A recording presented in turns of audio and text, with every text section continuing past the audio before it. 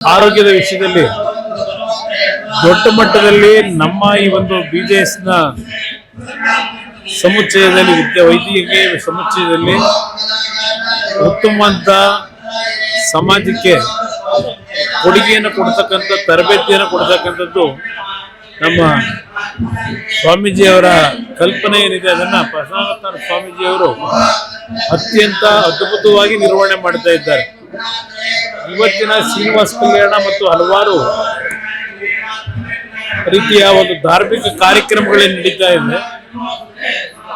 ನಮ್ಮ ಸ್ವಾಮೀಜಿಯವರ ನೇತೃತ್ವದಲ್ಲಿ ಇಷ್ಟು ದೊಡ್ಡ ಮಟ್ಟದಲ್ಲಿ ಲೋಕ ಕಲ್ಯಾಣಕ್ಕೋಸ್ಕರವಾಗಿ ದೇಶದ ಮುಂದಿನ ಭವಿಷ್ಯಕ್ಕಾಗಿ ಪ್ರತಿ ಕುಟುಂಬದ ಒಂದು ಸೌಖ್ಯಕ್ಕೆ ಸುಖ ಶಾಂತಿಗೆ ಒಂದು ಧಾರ್ಮಿಕ ಕಾರ್ಯಕ್ರಮ ಅತ್ಯಂತ ಯಶಸ್ವಿಯಾಗಿ ನಿರ್ವಹಣೆ ಆಗ್ತಾ ಇದೆ ಅಚ್ಚುಕಟ್ಟಾಗಿ. ಅದಕ್ಕೆ ನಮ್ಮ ಸ್ವಾಮೀಜಿಯವರನ್ನ ನಾನು ಈ ಸಂದರ್ಭದಲ್ಲಿ ಅವರಿಗೆ ಈ ಒಂದು ಸಮಾಜಕ್ಕೆ ಒಳ್ಳೆಯದನ್ನು ಮಾಡತಕ್ಕಂಥ ದೃಷ್ಟಿಯಿಂದ ಈ ಒಂದು ಧಾರ್ಮಿಕ ಕಾರ್ಯಕ್ರಮವನ್ನು ನಡೆಸ್ತಾ ಇದ್ದಾರೆ.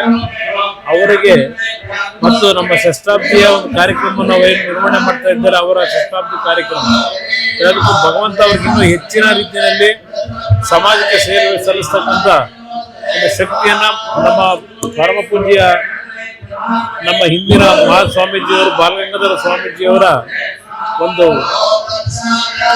ಅವರ ಮಾರ್ಗದರ್ಶನ, ಅವರು ಕೊಟ್ಟಂತ ಆಶೀರ್ವಾದದಲ್ಲಿ ಇಷ್ಟೆಲ್ಲ ಒಂದು ಸಮಾಜದ ಕಲ್ಯಾಣ ನಡೀತಾ ಇದೆ.